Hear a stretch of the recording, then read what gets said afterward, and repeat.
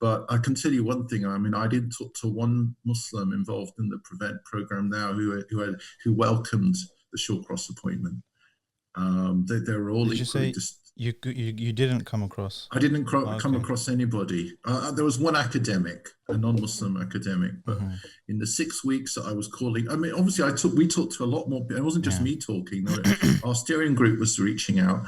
But what I'm saying to you is that I'm saying in 6 weeks, I didn't talk to one person who welcomed the Shawcross appointment or wanted to defend it. So clearly, the government doesn't care what its own Prevent Wallahs think.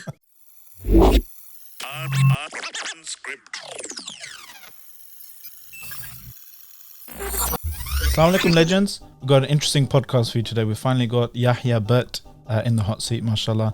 He's a very, I don't want to say very, but a senior brother with a lot of history and a lot of stories to tell about the British Muslim scene. He's an academic, writer, father, and community leader of sorts up north, I think it is. He spearheaded the biggest and broadest coalition of Muslims in the UK community since the Iraq War, mashallah. We'll talk about what that was about. We talk about a bit about Prevent. We talked about the challenges and hurdles in building unification of Muslims in his recent joint statement that he helped out in. We'll talk about Tarbiyah, and we talk about his obsession with Marvel Comics. So stay tuned. Just a quick reminder before we jump in, please do click that subscribe button and hit the bell notification if you're interested in this kind of stuff. If you agree, disagree with anything, want to get involved in the comments below, then please do let us know what you're thinking. Give us a like and a share if you do benefit from this podcast. And also please do consider subscribing and donating, clicking this link somewhere to become a donor, £5 a month. You can do it, it's only 16p a day. Without further ado, here's the podcast. Assalamu alaikum. Wa alaikum salam. How are you doing? I'm very well, Sheikh. Thank you for joining us. It's been a long time coming. I've been meaning to have you on for a while, but I know I was avoiding it for putting off as long as possible. Unfortunately, just it was a kind of a pincer movement thing. I had no way to get out of it. So I've honed my skills over the years. You see, so I thought this. I mean. We do want the audience to get to know you a bit more if they haven't already checked your Wikipedia page, which I did, by the way. Not to put you under too much pressure. I've got it open here in front of me, actually. Almost entirely inaccurate, by the way. It actually has a warning on the top. It says this article has multiple issues. Yeah, I have a kind of a rule of thumb, which is that if I ever start correcting my own Wikipedia page, somebody has to put me into an asylum. Basically, I will have finally lost the plot. So I just never touch it or look at it. But apparently it was written, partly updated by one of my wife's colleagues, who's an historian. Oh, okay. And he also did one on my wife. And then she said, "Look, can you just take it down?" It's embarrassing. But she's obviously always had more self-awareness than me. So obviously my page is still up there. MashaAllah. So, I mean, I do want to get to know you a bit more with all these people watching, inshallah, as well. But one of the excuse I gave to get you in here and through the door was this joint statement that you've been working on amongst a few other people against the Shawcross-led Prevent review. So I read somewhere that the biggest and the broadest coalition since the Iraq War. So, mashallah, congratulations. And the phrase, I wanted to ask you how it was, the whole process of kind of running around and getting different Muslim organizations and groups and stuff and individuals to sign it. The phrase "herding cats" comes to mind. Was it a bit like that? Yeah, herding cats with the large feather duster. Not very effective. No, I mean, I think that,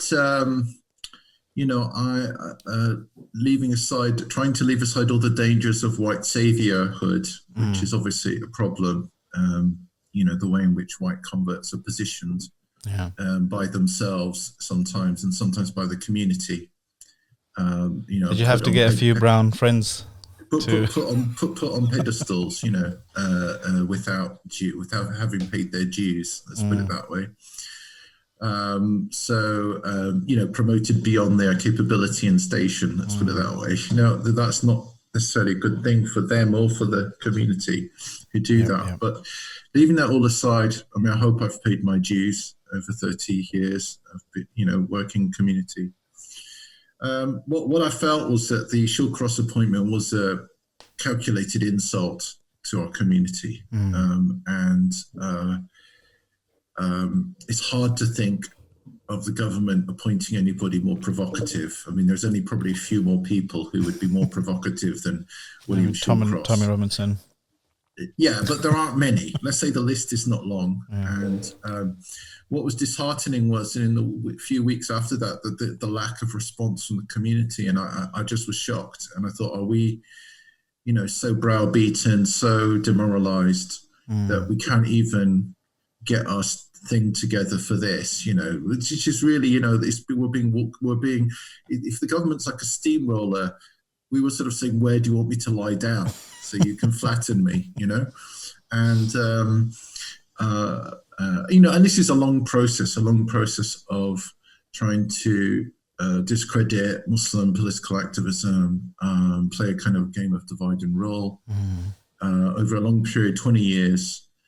We're old enough, you and I, to remember the 90s, the naughty 90s, the nonconformist 90s, the radical 90s, where there were no rules really. And we made all of our mistakes. We made many mistakes, but we didn't get slammed in the Daily Mail for them, which is what happened after 9/11. So we entered a different world after 9/11, but you and I are old enough to remember both what it was like before. And, we all of us would have been tarnished as extremists, I think. If you just go back to our back catalogue of the 90s, you're going to find more than enough ammunition. Yeah. That's not an invitation, by the way, if any Daily Mail. Anyone wants to update his Wikipedia page. I want to update my Wikipedia page. And no, thank you. That's not an invitation. What I could see is that I could see the state of demoralization. So I just thought, look, let me just, you yourself said, it was on a WhatsApp group. You yourself said, why don't we just have a Zoom call? So I'm really going to give you the credit for putting this coalition together. Oh, really? Because you said let's have a Zoom call, and then and out of I gave the idea that no one ever had in the history of this lockdown. And out of that innocent suggestion of let's talk on Zoom, a process started. It took about 6 weeks. It took several weeks, and basically the first hurdle was to try and get all the groups involved in the Prevent campaign itself, who are like at the forefront of the campaign against Prevent, to get them working as one. And that in and of itself is a challenge because, we have a lot of small to medium-sized groups which are occupying essentially the same space around Islamophobia, around Prevent, maybe around Palestine activism, but they're kind of in the same campaign space, but they're kind of trying to appeal to the same sets of actors. And so I think in that circumstance, they sort of tend to start to see each other as institutional rivals. And, cooperating is something that has to be arranged between them. The truth is that when we combine together our forces, our reach, our network is so much stronger. Yeah. When we're divided on these issues, we just can't get traction, even in our own community. So it's really important for us to combine our mutual influences, networks, the trust that people have placed in us. We've all got different networks, but the only way you can kind of have a meta network is to get everybody together. So we got a steering group together of the main actors, and we decided to reach across the aisle and talk to people who are actively working in Prevent. and I had some interesting conversations over the last month or so. But I can tell you one thing. I mean, I did talk to one Muslim involved in the Prevent program now who welcomed the Shawcross appointment. They were all Did you say you didn't come across? I didn't come across anybody. There was one academic, a non-Muslim academic, but in the 6 weeks that I was calling, I mean, obviously we talked to a lot more. It wasn't just me talking. Our steering group was reaching out. But what I'm saying to you is that I'm saying in 6 weeks, I didn't talk to one person who welcomed the Shawcross appointment or wanted to defend it. So clearly, the government doesn't care what its own Prevent Wallahs think, okay, that even they realise this is a disastrous appointment. That they'll defend it. Some of them might go so far as to defend it through gritted teeth, but they're probably going to keep quiet. But because of this, we got people who work in Prevent to sign and support the boycott. And what was new for the anti-Prevent sort of vanguard, if I can put it that way, was that they're used to kind of having clearly stated a position of ending Prevent. So I could call that an abolitionist position. Okay, so they've had a clear abolitionist position for a number of years. So they were unused to signing a statement that just said we're going to boycott the review because their primary message has been for years end Prevent, not just a review is a distraction, etc., etc. So that took a bit of getting used to. The other thing which surprised me a lot was people are so focused on the government and what the government will do or won't do, or what the government will say or won't say. So, from the beginning when we decided that this is a pledge, we're taking a pledge to boycott a review. People kept describing it, where do I sign the letter? They thought it was a petition to the government. They kept sliding back to the idea that we're writing an angry letter to the minister, or we're sending a press release of condemnation and outrage at this appointment. And so we're so used to operating a very narrow way in our activism that we've stopped thinking about other ways we can, it's somewhat in politics, you have to turn back and you have to consolidate your own community on an issue. You need to work first on our community. So the press release of the announcement isn't about reaching out international press, which is a very difficult place for us nowadays. It's about consolidating our own community, and that the main sort of focus of this campaign, the boycott, is focused on our community because we want people to sign up and support the boycott. We want the government to know that that its review has no legitimacy. But a lot of people said, look, you still need to say what your issues are. You can't just have a negative. What's your sort of positive action? And obviously before while we were putting this together, obviously the human rights organizations came out and boycotted and said, we're going to set up an alternate review. So that became what we were talking about. And to be honest, all those conversations are in very early stage. But I can say that the coalition is now talking and is now part of that effort. A people's review. Something, look, we're calling it all different names, but basically, this is one of the other things is that, we're always thinking, well, if we don't have an official review, it has to look like a quasi-official review. So let's throw a retired judge at it, let's throw a QC at it or whatever, and make it look quasi-official like a court. But Inquisition. To be honest with you, is that actually what we want? Because the truth is that we, for 15, 20 years, we've been talking about rights, human rights. Breaches of human rights, erosion of human rights, right? And we've been using the language of rights, but maybe we need a different language. Maybe we need a language around emotion, around the children who are being threatened with being removed from their parents. We need to center the people who are being harmed by Prevent. And it's a human story. It's not just about human rights, it's about humans. I think we have to, if we did something like Truth and Reconciliation or a victim-centered commission, so a people's commission, so something, it's not lawyers talking to judges or activists talking to lawyers. So all the stories, all the evidence gets third hand and it gets filtered through legal language. It doesn't appeal to anybody. It's just another report that can gather dust on the shelf. If we had something that centers the stories and really brings them out properly for the first time, because it's really difficult to get the press to cover these stories. Yeah. Seriously, I think there has to be a range of approaches. You know, I mean, I've obviously we've been at Soundcloud, seeing myself personally, you know, dead against Prevent from root to tip, from its underlying, you know, pseudoscience all the way to the harms that it actually leads to. But I've always also criticized ourselves as a community in terms of our the way we articulate it, because I think we need multiple tracks. You're very right in terms of bringing that human story alive and linking the emotions. But I think sometimes, you know, I always have this thing that there's always a delay between the research, knowledge production, the lab bench, and policy. In anything, whether it's you know, drug policy or you know, finance some financial kind of policy or whatever, that the people doing the research, they're way up there, and policy is kind of lagging and catching up. And I think there needs to be multiple kind of angles that we have to attack this from.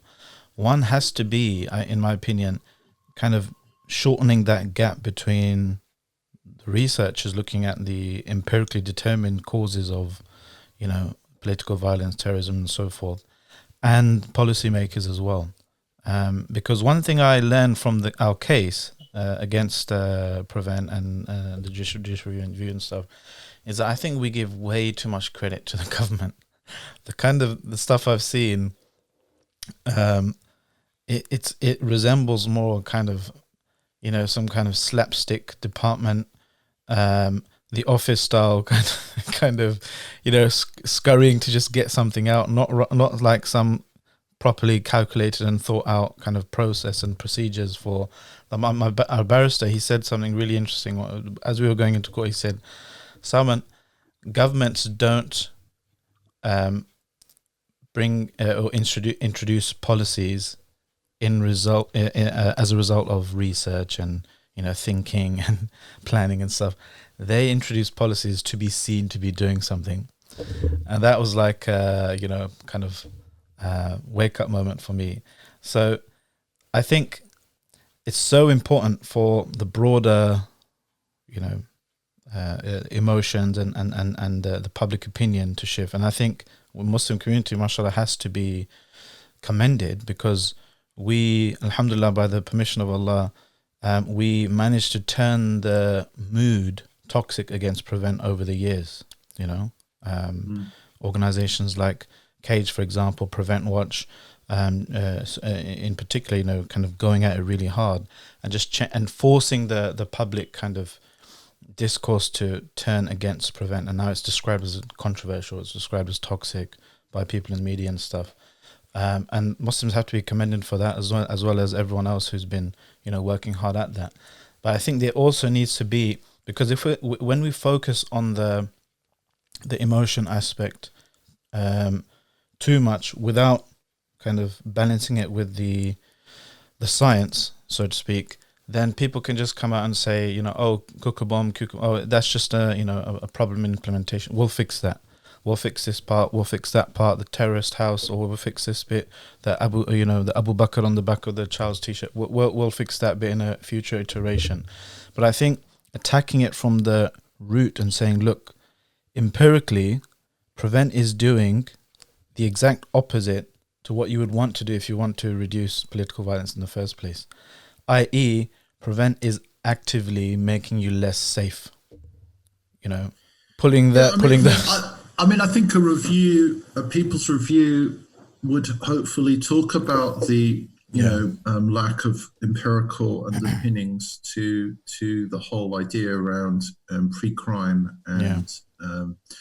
But my worry has been that we've actually gone in a very intellectual way with all of that, and I'm guilty of that myself as, you know, an academic in the past. And but if we're going to kind of resonate with our community and with the public, we need to find ways of making those arguments connect emotionally.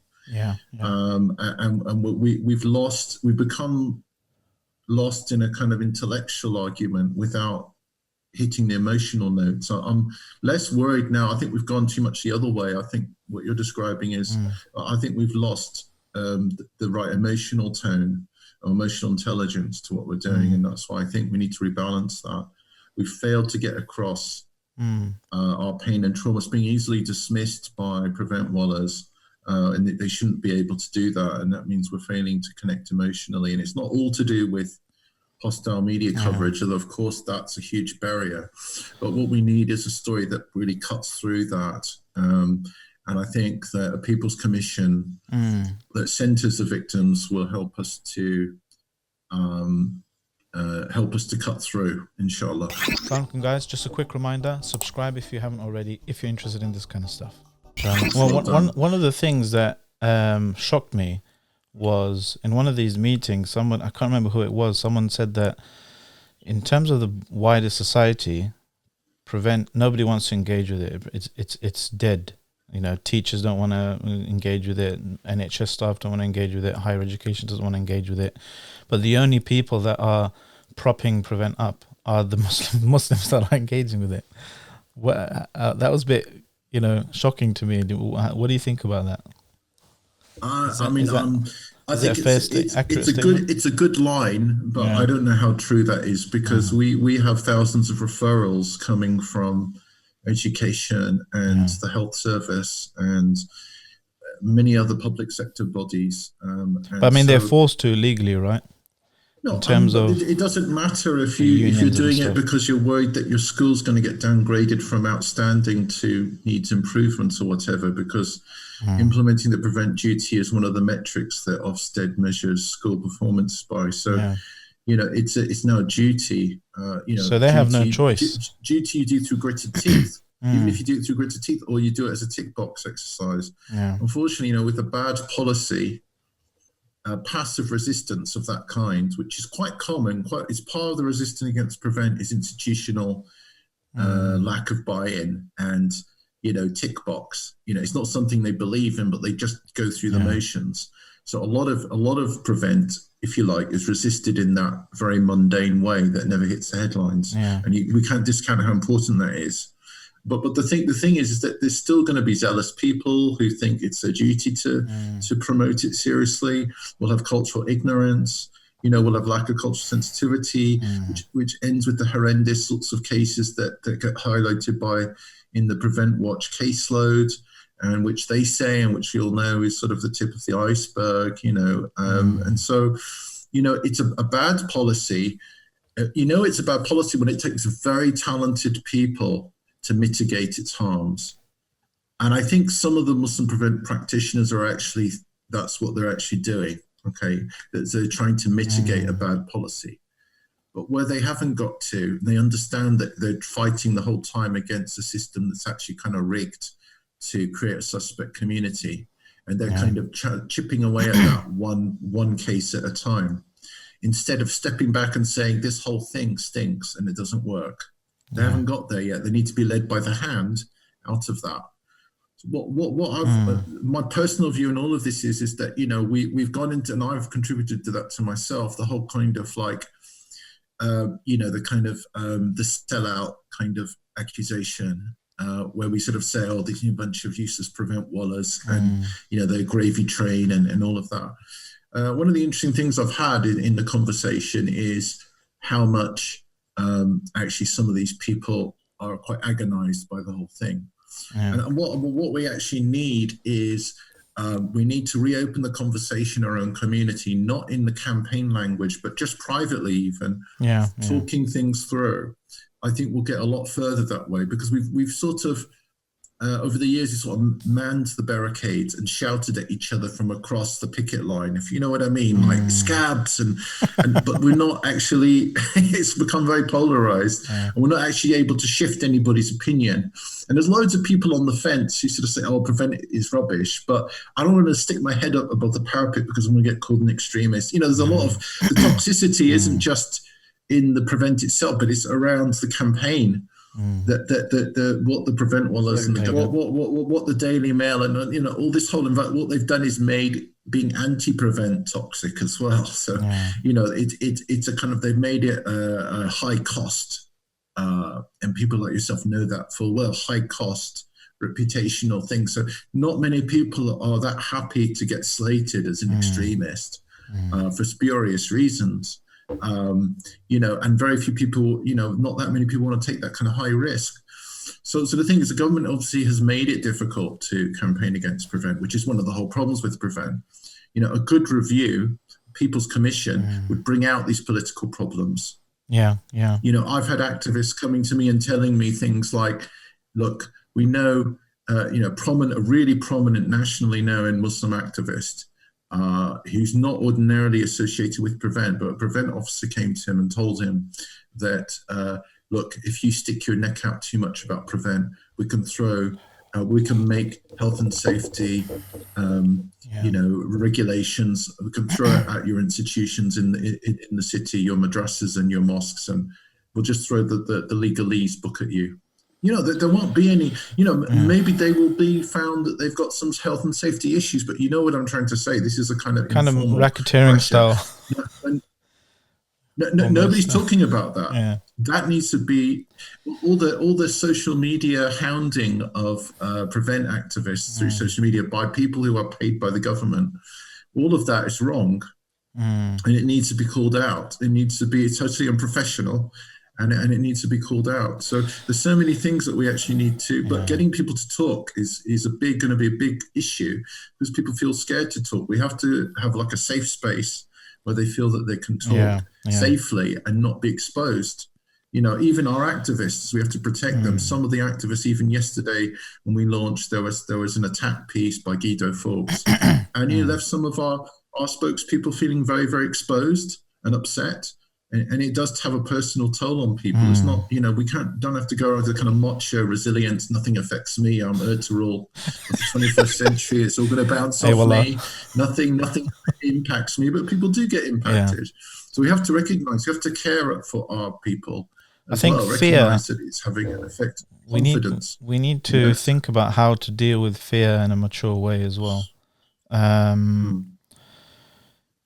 always think about it like, I don't know if this is true, but it's like an urban legend maybe, that if you let a TV licensed person in the house, if you let them 1 foot in the door, then they're allowed to kind of roam around and look for TVs or whatever, or bailiffs or something like this. But if you just tell them to get lost, don't even open the door, don't let them in 1 foot, they'll just go to someone else and follow the path of least resistance and try and get their things done that way. So I think a lot. Well, I can neither confirm nor deny this particular urban myth. Given that my dad was, I read that. Director General of the BBC. I've always paid my license on time, and if anybody wanted to come into my house, they could put their foot wherever they wanted.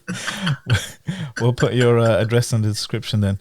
But I mean, because you have examples like Lewisham Mosque, Lewisham Islamic Centre, Imam Shakil, the Imam there, the brothers and sisters there, mashallah, they're very kind of politically astute and active, and they have a brilliant relationship with the community around them, but complete brick wall against Prevent and CVE and any counterterrorism kind of anything that smells counterterrorism like. And the discourse of war and terror and stuff. So they have a principled stance, and they're attacked kind of by the usual suspects, but they're not shut down. Alhamdulillah, they're not. We have this. Many of us have this thing that a legitimate kind of pastoral duty to our organization, to our masjid, to our madrasa, that we have to do our due diligence to obviously make sure it keeps running. You don't want to just be just reckless. That kind of that continuum between coward and reckless person, somewhere a courageous person, shuja'a, is somewhere in between there, right? And it might be different in different contexts, but at the same time we have to kind of, I think, wake up sometimes if we might be too erring on the side of kind of a false caution or a misplaced fear. When Prevent, for example, has no business going to a private organization. I mean, it's a public duty. It's for teachers, doctors, that kind of stuff. A mosque, you know, can just say thanks for, you know, the offer, but, you know, we're all right. And you know, this thing that obviously the Home Office is through, you know, various projects that it's supported over the years, has actually kind of tagged prevent training to mosques under the guise of, you know, building security and strengthening mosque management and things, which a lot of things which are perfectly legitimate, but they've sort of smuggled in this prevent agenda into the private third sector where mosques sit in this country. And as you say, they're not bound by this public duty. But obviously, it's another discussion for another day. But obviously, the Charity Commission has since 2014, in fact, you know, William Shawcross's time, actually start to develop a kind of anti-extremism set of policies over the last several years, which we haven't really, I think, really dealt with as a community. We haven't really dealt with that issue. It's sort of been allowed to fester away. And it's one of those campaign areas where we've failed, I think, to really make a mark. I mean, so there's things that we have to do as a charity, right? You have to tick these boxes. You have to have some document that says this is our anti-extremism policy. Annoying as it is, some people just, you know, you have to get it done in order to just kind of carry on your business as usual. There's that side of things, which is, I agree, which is bad enough. We need to think of how to undo some of the damage of that. But what I'm talking about is we have this unhealthy obsession sometimes, some of us, that when somebody official looking in a suit turns up to the door, we kind of volunteer acquiescence. We kind of go out of our way to say, oh yeah, please come in. Look, we're such good Muslims, and you know everything's good, and we have the football club for the young people, and we have this and that. I think that needs to be addressed, you know, on a personal level or however it is. I think that is a toxic kind of almost belittling yourself. The thing about Malcolm X, why Malcolm X is so important for us here, is that he said that in his work it wasn't about telling people that they were suffering an injustice; it was getting them to love themselves, to respect themselves. For Black people to respect themselves and not to internalize the racism of the society that they faced. And I think we've internalized racism and Islamophobia so that we see ourselves as inferior, and therefore we become compliant and internalizing that critique that we are actually moral monsters, we are extremists, we are terrorists, we are whatever, moral monsters. That we actually bow our heads in a kind of meekness. Now, the thing is that the way to deal with that is not to shame each other. I agree. You have to. It's a question of love and self-love. I mean, so dignity. I don't mean egotism. I mean dignity. This inherent sense of dignity that everybody should have. First, as a human being. Secondly, as a believer. Inherent sense of dignity and honor. And that's gifted by Allah to every human being. He's honored every human being, and there's the great honor of iman and faith. So there's that, and that has to be there. And I think we're good. A lot of our moral tarbiyah is centered around actually knocking people down off their perches. So if they're arrogant, the overly egotistical. I mean, in Sufism, in Tasawwuf, in the tarbiyah programs of the Salafis and the Ikhwan and others, the focus is on the egotistical personality who needs to be cut down to size. That's essentially the kind of model, the psychological model. But actually, I see a different problem. We actually have to build people up. I see underconfident. I see like there's a lot of acting out, people being like play macho, like overconfident to mask a certain internal insecurity that hasn't been addressed. Do you know what I'm trying to say? Acting out, but actually the genuine confidence where you can just sort of just be. I'm not seeing enough of that, and it's something we all need to work on because we need to build, like Malcolm did with his people. We need to build people up. To stand, they need to love themselves so they can stand up for each other. It's all connected, brother. That's what I'm saying to you. It's all connected. You can't be an activist and protect community rights unless you're doing the business the back end business of tarbiyah and love and building community and building a faith community. Because if you don't have that, I mean, I'm just thinking of loads of examples of just people. If we have that insecurity, then we'll just have displays of and performances of, look how Islamic I am, or confident I am in my Islam and my Muslimness, and we'll begin to, operate along this continuum of the more strict I'm looking, the more Islamic I am, or the more, the harshly I refute someone, the more strong my own iman is going to be, and I see that a lot in the social media space, subhanAllah. Yeah. And I think it's masking. For example, if somebody, you see a Muslim do something wrong, right? That's objectively identifiably wrong. Someone who has that self-respect and that security in their own iman, they will approach that person in a particular way, right?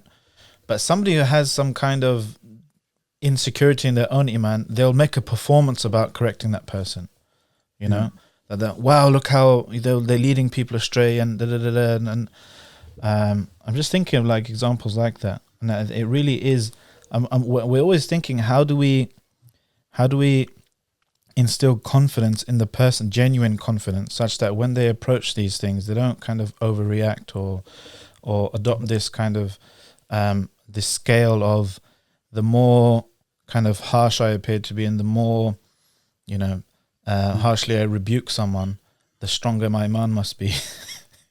This is the opposite of the Sunnah anyway. Yeah. And even when you see scholars, the Prophet Sallallahu he said gentleness is the rule. Gentleness, harshness is only in extremis, when you have somebody who's a bit of a donkey and they take kindness for weakness. It's exception, the exception. Most people understand kindness as kindness. There's only a few sort of people who are completely out of control, who think kindness is weakness. There are people like that in the world, but they're not the majority. And most people respond to kindness with it well. They just respond to it well. Gentleness is the way. It is the first route. A wa'adh, admonition, is basically general to a general audience. You don't name names. You don't name and blame and shame. You give people room to. The Imam Sahib is really talking about me, isn't he?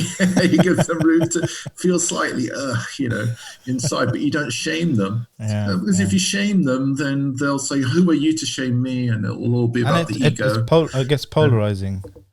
Nobody will change. It'll just polarize the situation. But the point is, with tarbiyah is nurture. It's nurturing. It's the action of a mother, a parent to a child. It's about care. It's about love. So how would you imagine if I'm someone who's kind of working in Prevent, a Muslim who's saying, you know what, we have to stop terrorism. Islam is peaceful. Muslims should be good, but there's too much terrorism, and that's why I'm working for Prevent. How would you, in your kind and gentle, trademark Yahya Birt way? Oh, I've switched it off again. Sorry. So you just ran off. I think that, I haven't had too many of those conversations, so I don't have a sort of pat answer off the top of my head. But what I would say is that it's really important to understand that Prevent is about depoliticizing the Muslim. So saying that all of the problems with that are in Muslim lands, are just about religious tradition and bad psychology or bad theology. And so if there are political conflicts, that's the way you solve them, is some sort of psychologizing it or theologizing it. And that's what the Prevent practitioner sort of does. The Prevent practitioner cannot take a political approach. You cannot say, well, we need to deal with the fact that, there's a massive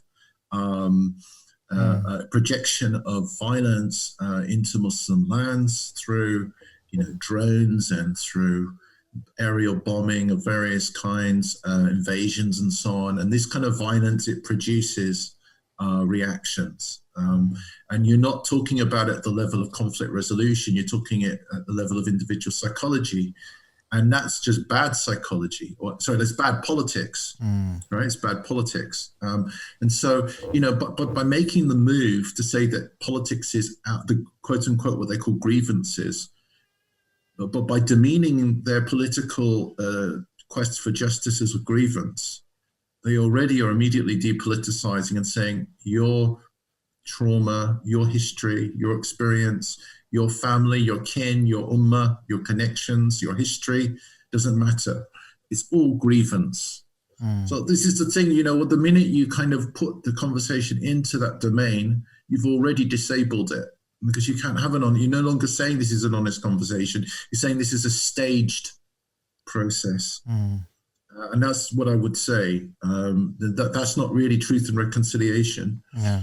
And that's why probably often these interventions, we've seen cases like one of the more recent London bombers who had been on a prevent program and was being on an intervention and de-radicalization program, and it still went out and killed people.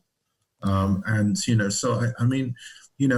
are lots of cases where prevent, obviously, either intelligence services, been on the radar of intelligence services, or whatever. There are so many cases I don't need to mention, but clearly it's not because and it's clearly not because anybody thinks that prevent doesn't have a big enough drag net. Yeah, it's affecting thousands of people now. The problem is it lacks precision, not that it isn't big and wide and all pervasive. It's too big. That's the problem. Sorry to butt in, guys. Well, what do you think so far? Agree? Disagree? Have something to say? Let us know in the comments below. Yeah, many people who kind of argue for prevent, they exploit a good sentiment within Muslims, and that is, even one Muslim, holding yourself and your own people to a superior kind of moral scrutiny, where you're saying, even one Muslim doing a crime is one too many. From that perspective, that's coming from a good place. If Imam is giving that kind of, tarbawi message that Muslims should be, all good and that kind of stuff. But the context, the consequence is it's good that good sentiment is going to be used to exploit and put you under an unfair scrutiny as a community. I always say, when it comes to actual clinical psychopaths, right? I think we're underrepresented, if anything. I read somewhere that 1% of all people, just general in the population, are going to be psychopaths. 2 to 4% are going to be sociopaths, so incapable of empathy and stuff. And if we're talking about 3 million Muslims, this is 10 years ago census, we're looking at 30,000 Muslim psychopaths wandering the streets. Salman, where are you going with this? I'm worried. So what I'm saying is, if anything, we are underrepresented when it comes to our fair share of psychopaths. So so if anything, Muslims shouldn't feel that there's some problem in the community that is disproportionate to any other, because that's the kind of hook that they kind of radicalize you into kind of being a prevent wall. I think that I don't think we should say that all terrorism experts say that no terrorist is intrinsically mad. It's not a question of it's a political issue. It's not a question of psychoanalytics. That's the problem. We don't need to psychologize it. That's the wrong move. It's a political. It always comes down to politics and solving things politically. The other thing I want to say, talking about solving things politically, is I want to talk about, after we kind of got the sort of established activist groups together for this coalition, we reached out to broaden the net, a wider set of actors, and got mosques and mosque councils up and down the country to sign up. And one of the things I wanted to talk about was because, like you in the 90s, I grew up with the kind of the beginning of the Salafi dawah, and people asking me aggressively, whereas I was walking to the mosque. I remember one time, where's Allah? I got stopped by a couple of brothers, and they said, "Ain Allah, brother, akhi, ain Allah."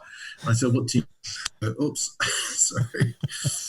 And I was really innocent. I'd only been a Muslim a few years, and I hadn't studied any theology, and I was just like got thrown in at the deep end. Anyway, so the thing is that I think that a lot of the sort of Barelvi Sunni groups that we talked to, they were very sympathetic about signing the boycott because they're no friends of Shawcross. But they said, look, Yahya, can I be honest with you? The thing is that these people who we're trying to protect, they think we're kafirs and bid'atis and mushriks, and they want us to protect their human rights, but it's sticking in us because we feel like they don't love us or respect us. And do you think there's bad there blood? is a kind of there's a presumption that the support of Muslims. The reason why that support doesn't come because it's selfishness or worldliness or, they just want to jump on the band. But the thing is, we need to move to a position, I think, if we're going to build this alliance, of something along the lines of no takfir, no prevent. Okay. And so I'm putting this forward as a proposition because we need to actually do something about this, to heal divisions and wounds, because we all grew up with these kind of transnational religious movements, importing their, if you like, their conflicts, their theological conflicts into, as part of the experience of Muslim communities developing here. I don't want to say foreign because it's very much part of the British landscape too. But let's say it started elsewhere, okay, and it's part and parcel of our landscape now. But it doesn't necessarily fit the logic of the situation that we're in. If we're trying to build a united community, we do need to cross. Truth and reconciliation in our community isn't going to be an easy process. It's not going to be. There's going to be some home truths for everybody, and it's not going to be a comfortable process. And I think one of the problems is that if you're asking people, look, our civil rights are going down the tubes. Our kids are being profiled. We need to do something. Everybody recognizes that as a problem. It's just that I think that they feel there's got to be a little more give and take, a bit more honesty and rapprochement. Now, that doesn't have to happen. That shouldn't happen in public, but there has to be a way that it happens. But I call it truth and reconciliation. Let people speak their truths and then reconcile and have the kebab afterwards. But let's get that out. Because at the moment it's ducked. People still remain in a state of relative lack of trust, and so when they come together for coalitions like this, it's very temporary. See what I mean? It's a very temporary thing based on a kind of a greater evil, if you like. They realise, but it's not actually building community. It's just a temporary political alliance. But one of the reasons why I've joined the AYAN Institutes, where I'm a research director, is because I'm very interested in these processes of unification, community unification, or building solidarity and so on. And I honestly think it's not a lot of it isn't about theology or big questions like that. It's much more practical things, and it's also a set of skills. As in the our activists are actually we kind of got a kind of market kind of Islam where we're come Ramadan, everybody's going to be fighting for the same slots on Islam channel. Do you know what I mean? On Islam channel, everybody's fighting for the 70% they're going to raise during Ramadan. And it's very competitive, and you're competing on the same ground, or tackle Islamophobia, or give dawah, or whatever it is. It's sort of basically the same kind of appeal, with some theological variation in it. But what we're not doing is we're not building a broader base where we can actually think strategically about some of the questions that we need to deal with, because we can't do that in a very hyper-competitive market. In a hyper-competitive market, we can only go down to the lowest common denominator. And we can't actually deal with some upstream issues as a community, that everybody ends up gravitating, saying we're going to campaign against Islamophobia, and so that. So what would you say are some of the higher upstream things, example wise? Well, I think one of the things we need is that we need to build alliances between our business class and to develop awqaf, endowments, which can fund sort of the core functions of community. So we have a professional core, a small core managing an army of volunteers. So volunteerism has to continue. It's our proud community tradition, right? But we need to shift the culture so we have continuity in what we're doing. So things like, obviously like the organization of Harami, of Islamic education, of Masajid, but then you get to things like political representation, political advocacy, and things like that. Yeah. They've got to be funded independently. And certain forms of service provision where that's directed more towards our community needs and not general social welfare needs. So there's a core of activity, including our Muslim third sector, that has to be fundamentally, the backbone of it has to be privately financed. Because what happens is we're going to get dragged into things like Prevent, BSBT, building a stronger Britain together funding, which is linked to counter-extremism policies. Attached. Yeah, the strings will be there because you want to raise literacy, as the Bradford Literature Festival did a couple of years ago, want to raise literacy amongst women. I've got no problems with that if they want to get more English language classes. There's always a bigger demand for English language than there's actually provided. Yeah. Surprise, surprise. Everybody wants to learn English. They just, don't have the means to do it. So the thing is, what I'm saying is that shouldn't be linked to counter-extremism. That's got to go back into its relevant funding, right? And, this is one of the things that Prevent and anti-extremism has sort of tarnished a lot of laudable work. Because austerity, cash-strapped organizations. So, part of us becoming self-reliant would be to build these awqaf over time in a strategic way so that we can build the backbone of our community structures in a more sort of sustained way. That's what I mean by an upstream issue. That's excellent. We've got lots of startups that are competing on this with the same basic message appeal. And to coalesce, we'll need to overcome the legacy of the kind of radical 90s kind of hot sectarianism that has sort of cast a pall over our community life today and has been securitized by the state and used to divide and rule us.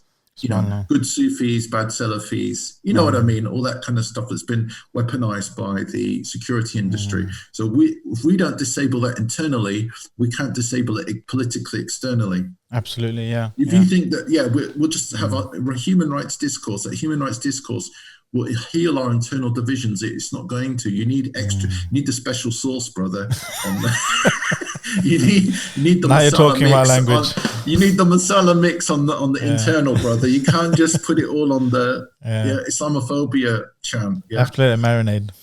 Yeah, you need the special marinade, you need the barbecue, whatever it is, Jamaican jerk chicken, I don't know whatever it is you make, brother, but you know what I'm talking about. I mean, I'm glad to hear you thinking on that, level. I'm always happy to hear people thinking strategically and looking at awqaf, for example. There's a few projects that I can think of that are laying the foundations for a genuine kind of independent enterprise and industry-led, waqf system. And we're going to have there's NWF National Waqf Fund, I think, that they're starting up, and another brother we'll have on soon, inshallah, Usman Qureshi. He's been doing a lot of research and looking at models of sustainable models of community kind of funding from other kind of faith groups and stuff in different countries. We'll have him on soon as well, inshallah, to discuss that. But on the issue of the unification and the unity angle, I mean, we're really keen. I mean, it's one of our values and principles at Islam 21C, something we've kind of inherited from our teachers, people like Sheikh Haytham, for example, who gave his salam to you, by the way, when I messaged him earlier. That it's one thing to say, okay, two Muslim groups, for example, you kind of disagree with one another, but work together on this common thing that you have, and we'll get somewhere with that. But the real work is to actually get them to see each other as one in the first place, right? And our one of our ways that we do that is to try and actually change the way we talk about certain things. And it's not like some heretical thing that some new innovation that we're bringing in. It's actually, it's there from our tradition. This is how leaders and imams kind of tried to make people look at things in many different occasions. So, for example, just in our language, when we talk about something like, having a bath on Jum'ah, ghusl al-Jum'ah, right? Mm. In a very kind of, in one way, when people talk about it, they just jump into the, okay, this is difference of opinion. Some say it's wajib, some say it's mustahab, right? It's recommended.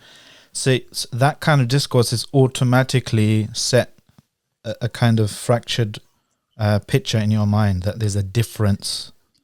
Yeah. But what we're trying to push is say, look, everyone, the whole ummah agreed, all the schools of thought agreed that it's at least sunnah, or it's something good, it's something rewardable, right?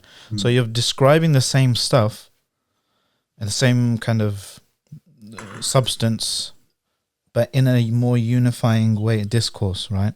And I think the same can be done with so there is still going to be some difference you can mention afterwards. You can say, everyone agrees it's at least sunnah, and then there's a circle outside that. Some people say if you don't do it, you'll be sinful.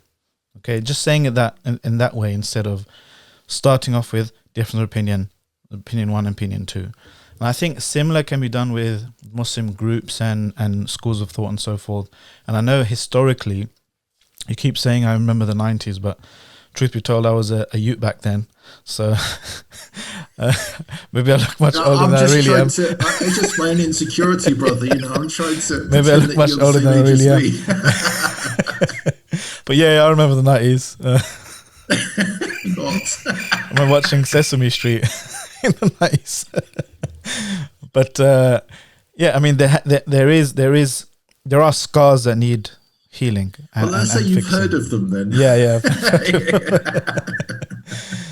But it's a dim memory. Yeah. So I think there was Big Bird and Bert and.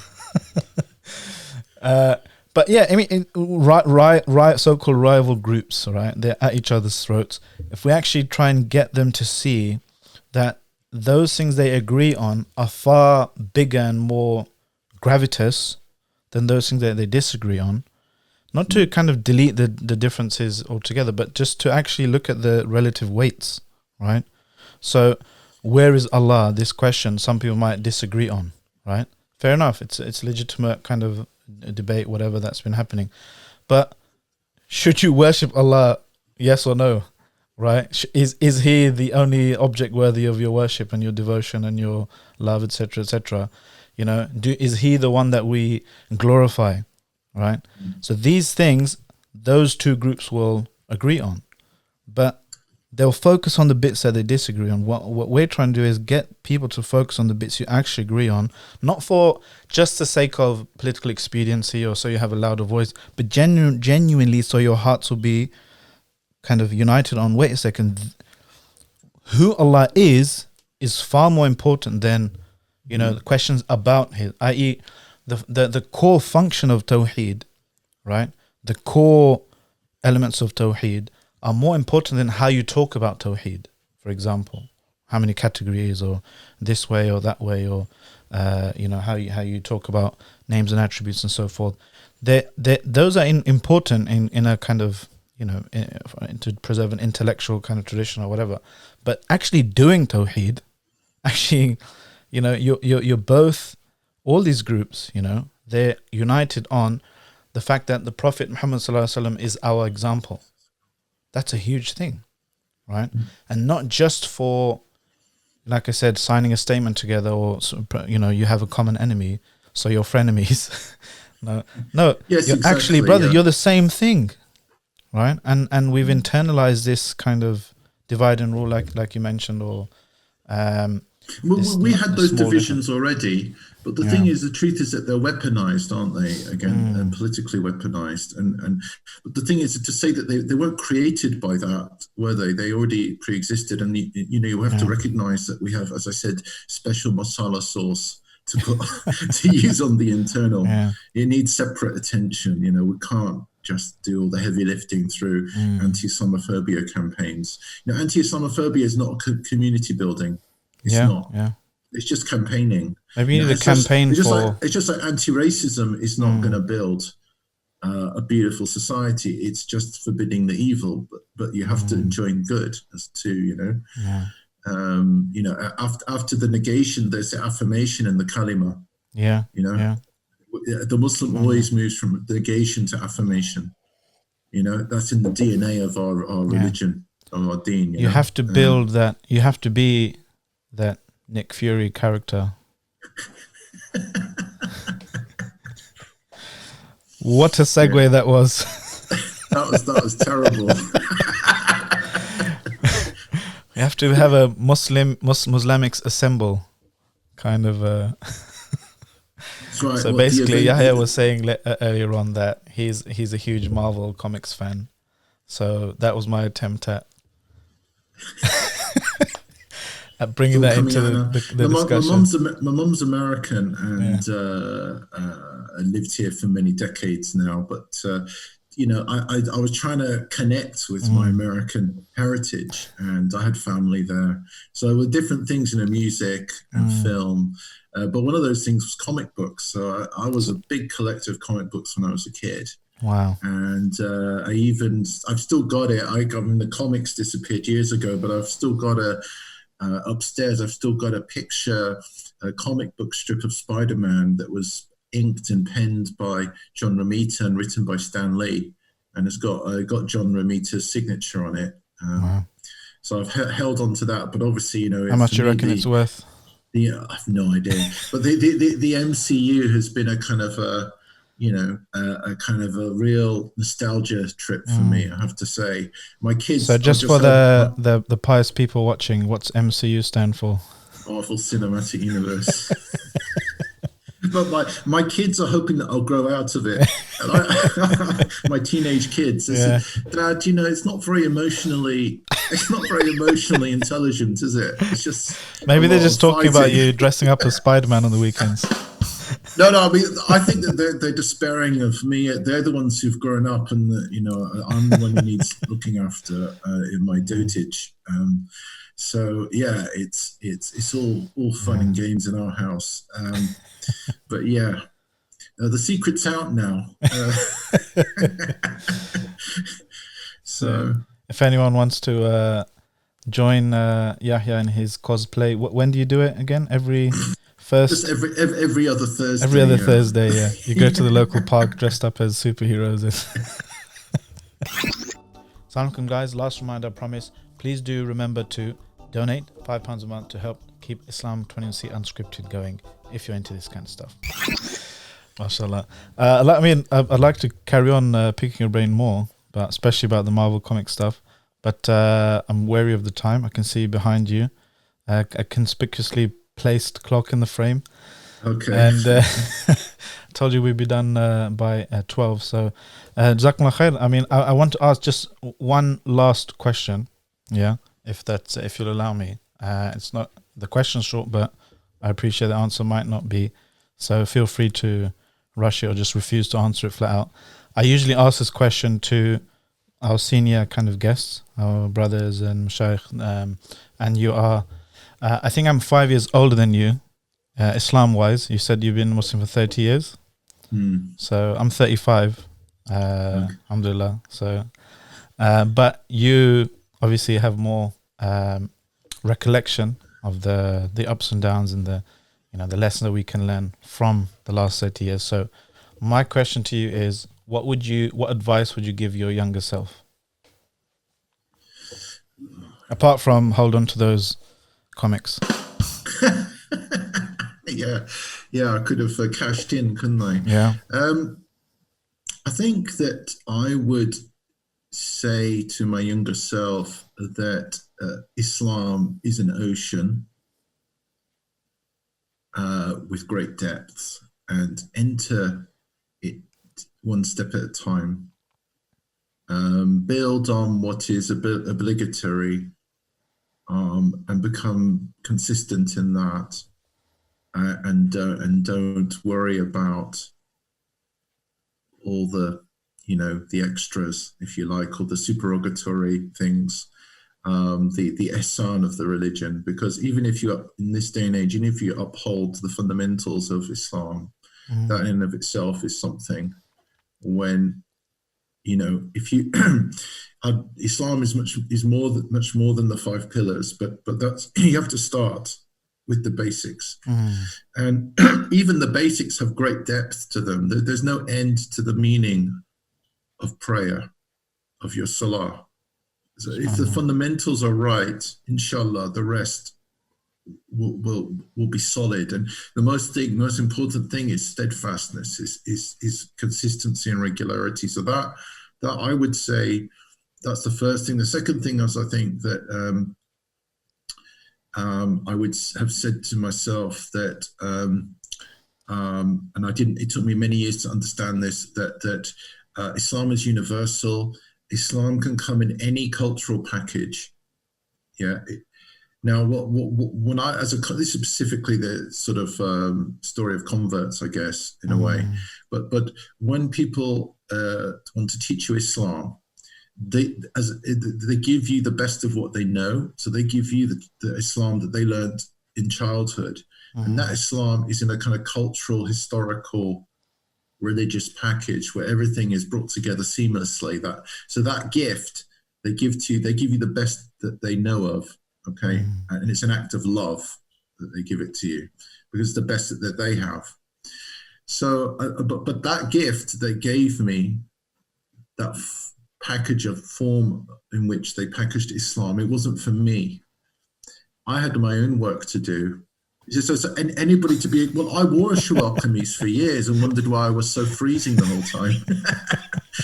So I did all that cosplay. We were talking about cosplay earlier. I mean, I did all of that because I was told that was closer to the Sunnah, and the Sunnah is a universal model of the Prophet as a universal exemplar, the universal model of how to be close to Allah subhanahu wa ta'ala, right? So I was being told that this universal model came in a specific sort of package, but that was the package that was introduced to me. And I'm not knocking that, because I'm saying to you that was given out of love. It wasn't given out of hate or, and also there's this whole thing about, British culture. It's a sort of scourge of all evil. It's the, secularizing, and it's going to take our religious kids away from Islam, and they're going to become more secular. They're not going to care about, the deen anymore. So when I first became Muslim, there was a lot of that around that, stay away from all things British. I mean, things have changed so much in 30 years. Now you've got whole 2 generations of growing up in Britain and made their own forms of Islamic expression that's British, right? But that process has been quite below the radar. It's not really been discussed enough explicitly, and I think it needs to be, because now we're seeing other problems. Like, people think that being a good businessman, being an efficient business manager, or using personnel language, or using kind of business leadership models is the way that you run an Islamic organization today, the way you do tarbiyah. So to me, there's a kind of business speak that's sort of filtered into the younger generation. If it's not a cognitive, consciously done process, then you'll get lots of leakage. I think the reckoning with that always comes later. People just jump in at the deep end and just experiment. They don't give it a lot of thought, because the thing is, at the end of the day, the idea that cultural change is led by the ulama and by the da'is and all these people, it's not. They're responding to big shifts within their own communities. Yeah. And we're basically responding to that. We're not driving those changes. We're responding to the changes and trying to make sense of them, and the ones that we think are okay and the ones we think are a bit dodgy. And we're having that discussion, but that only happens afterwards. It doesn't happen. We never sort of anticipate these things. But I think that a lot of stuff's going on at a deeper level, and sort of beyond how people appear and how they dress. We're talking about people's sort of mentalities. There's a very, the old sort of values that when I first became Muslim 30 years ago, about tawakkul, about zuhud, about simplicity, about solidarity, brotherhood, sisterhood, the values I learned 3 years into Tablighi Jamaat, I see those sort of values disappearing.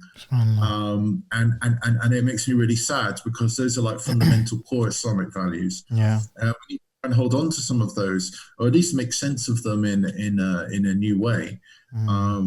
And so I would say to my younger self, that I didn't have to cosplay in somebody else's culture to be an authentic Muslim. But it was much harder for me to figure out what Islam would look like for me personally. But that's my jihad. That's my jihad, or my ijtihad. That's just my struggle. I don't have to burden anybody else with that. Because everybody else is going to have their own versions of what that means, and they're going to have a beautiful synthesis with what their parents gave them, which is fine. Everybody's doing their own version of that. I'm not trying to be prescriptive. Let's follow Sheikh Abdullah Quliam. He showed the way, and that's it. Do your maqallid to him, and you have to have these strange hymns that he did that we have to sing that in every mosque. No, it's not about that. But it's just about, as I said, I would tell my younger self, relax, you'll get there. But on the other hand, that should have no regrets, right? Yeah. Everything is a learning curve, right? Absolutely, yeah. It's Allah's tarbiyah of you. Exactly. Yeah, Jazakallah khair, bro. Our next, we have to speak again, inshallah, when you publish your book, which is coming out soon. Is it on Abdullah Quliam, right? Rahimahullah.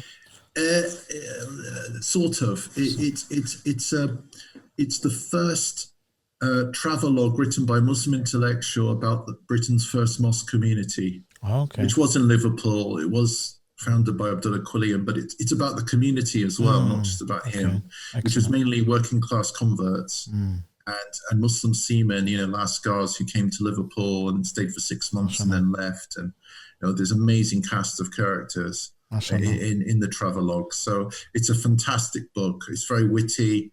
It's very acerbic. It's a great read. And we've done a big analysis of it as well at the beginning. And yeah, I think it's worth having a separate session on it because it's a really fascinating book. And probably best if you read it, a bit of it maybe before you interview me next time. So. Yeah, you had me at Muslim Seaman. It's the first time anyone's ever said that on the podcast. So on that bombshell, I'd like to bid you adieu. Thank you very much for you're still at the playground, mate. That's an insight into the mind of Salman. I'll let you go now. Jazakumullah khairan. Take care, very bro. grateful for you for joining us. Assalamu alaikum. Walaikum salam. And assalamu alaikum to you as well at home. If you enjoyed that podcast, leave a like and a share. If you made it this far, well done. MashaAllah, you're a legend. Let us know in the comments what you think as well. Just a reminder as well to subscribe and hit that bell notification if you're into this kind of stuff. If you dislike this podcast, press the thumbs down button twice. And also consider donating to Islam 20 Unscripted. £25 a month. We believe you can do it. That's all from me. Jazakumullah khairan. Assalamu alaikum wa rahmatullahi wa barakatuh.